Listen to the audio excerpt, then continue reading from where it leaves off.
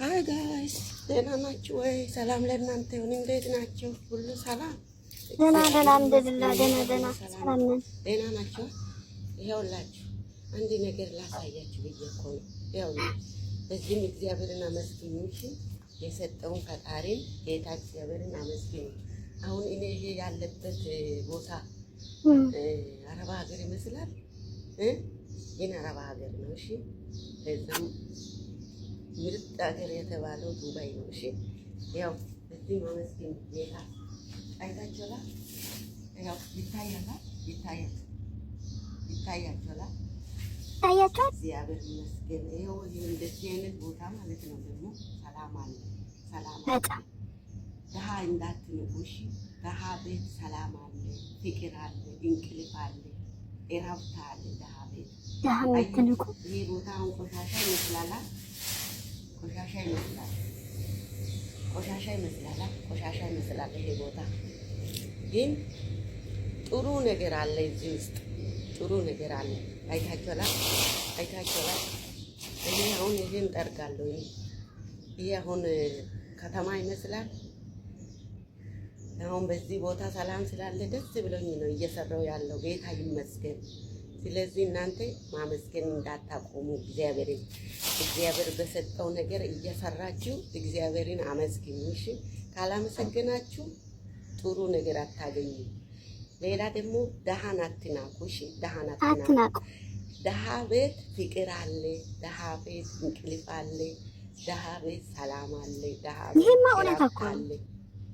ደሃ ቤት ሙሉ ነው፣ መተዛዘን አለ፣ ልቡ ንጹህ ነው። ሆይ አይልም። እንደ ያበደ ውሻ አይጮህም ደሃ። እሺ እውነቴ ነው የምለው። ስለዚህ ደሃን አትናቁ። እሺ እኔ ይሄ ያለበት ከተማ ስሙ ነግሬዋለሁ አይደለም። ስለዚህ እዚህ ቤት ያለው ሰላም ባያችሁ፣ እረፍት ባያችሁ ጌታ ምስክሬ ነው።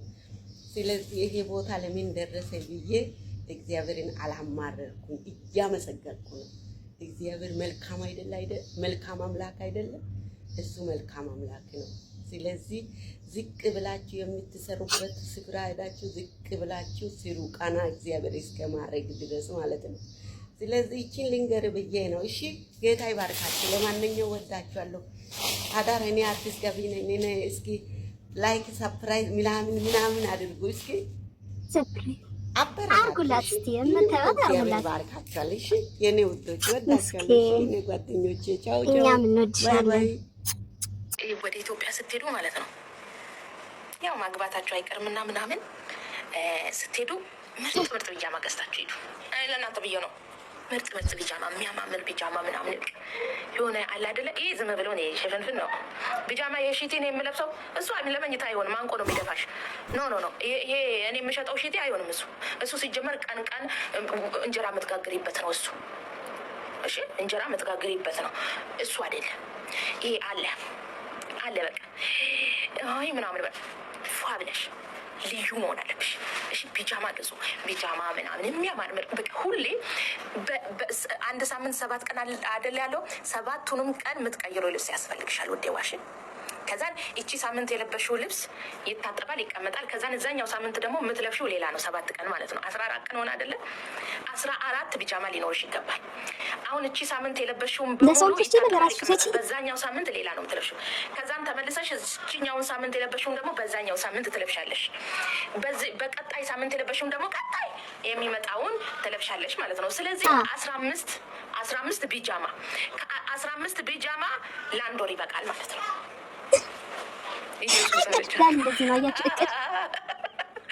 ደግሞ ርካሽ ነው። በዛ ምርጥ ቢጃማዎች 50 ብር ነው። 50 ብር 70 ብር ምናምን ናቸው። ምርጥ ቢጃማ እኔ በነገራችን ላይ ድንግል ማርያምን አመናችሁኝም አላመናችሁኝም 150 ድራም ገዝቼ አውቃለሁ። 150 እስከ 200 ገዝቼ አውቃለሁ። አንድ ወንበር እና ከራስ በላይ ነፋስ ውዴ ድንግልን የምሬ ነው። እንዴት አያችሁት? ይሄን ሀሳብ የ15 ቀን እቅዱ እንዴት ነው አያችሁት? የአንድ ወሩ ጥሩ ነው? ተመቻችሁ? እስቲ ጻፉ ኮሜንት ላይ ማለት ነው። አሪፍ ነው አይደለ? ተመቻችሁ? ያው ሀሳብ ሰጥታችኋለች። እናንተ ደግሞ ያው እዚህ በተለይ ደግሞ እኔ ለጠቁማችሁ አሪፍ ቢጃማዎች የት እንደምታገኙ ሺን ላይ ነው ያለው። ሺን ላይ ገባ ስትሉ በጣም የሚያማምሩ በጣም ደስ የሚሉ ቢጃማዎች አሉ። ሙሉ ብትሉ፣ እጀ ሙሉ ብትሉ፣ ግማሽ ብትሉ በጣም የሆነ በቃ አይደለ ደስ የሚል ደስ የሚሉ በጣም እሷ የምትላቸው ማለት ነው። እሺ ያለ ሳሪ ግዙና ወደ ሀገራቸው ባሉ። እሺ ሀሳቡ እንዴት ነው? ተመቻችሁ? ተመቻችሁም? እስቲ ኮሜንት ላይ ጻፉ። ያስፈልጋል። አሎ ሰላም አለይኩም ሙርሺዳ ገባሽ በሰላም ወላሂ ተገናኘሽ ተሁሉም ጋር ሁሉ አገር ሰላም ነው እናት መጭም በኋላ ናፈቅሽኝ እኮ የኔ ቆንጆ እንዴት እንደናፈቅሽኝ ወላሂ አላሁ አክበር እንዴት እንደሚያደርገኝ ምን አለ ከአንቺ ጋር በገባው በቃ ትናፍቅኛለሽ ለማንኛውም ማለት ነው በጊዜ ወደ ከተማ ትናፍቅኛለሽ ሙርሺዬ ያው በምናውቀው ነገር ሙርሹ እንደምንም ብለሽ ከቻሳው ሙርሹ በሞቴ አዩቲ ዩቲ እኮ በቃ አንደኛ እኮ ነሽ። የምር ምንም ብትሰራ የሚያምርባት በቃ ምንም ብትሰራ የሰው እንትን ውስጥ መግባት ትችላለች። ጎበዝ ነሽ፣ በጣም ድንቅ ጎበዝ ነሽ።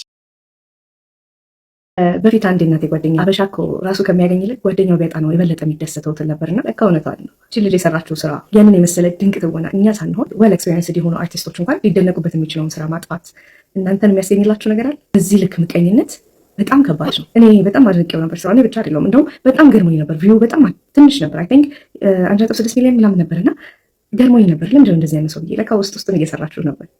በነገራችሁ ላይ የእሷ ስኬት የእናንተን ቤት በረከት አያጠፋውም። ጭራሽ አይነካውም የእናንተን ቤት በረከትና በዚህ አይነት እውነት ነው ኢትዮጵያ መቼም ነው የማታድገው። አንዳችን በአንዳችን ላይ ደስታችን ደስታችሁ ካልሆነ ደስታቸው ደስታችን ካልሆነ መቼም ነው የማናድገውና መተጋገዝ መተባበር ሳይሆን ለመጣል እንደዚህ የምንዋጋ እንደዚህ የምንሮጥ ከሆነ እኛ ዋጋ የለንም። የሰራን ሰውማ እናድንቅና በረታታ። ቀሪ 40% አለና ያንን 40% ደግሞ እድል አላት።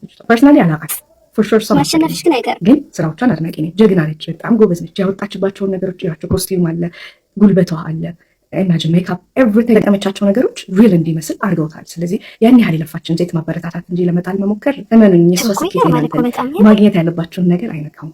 የሷ እንጀራ የሷ ነው።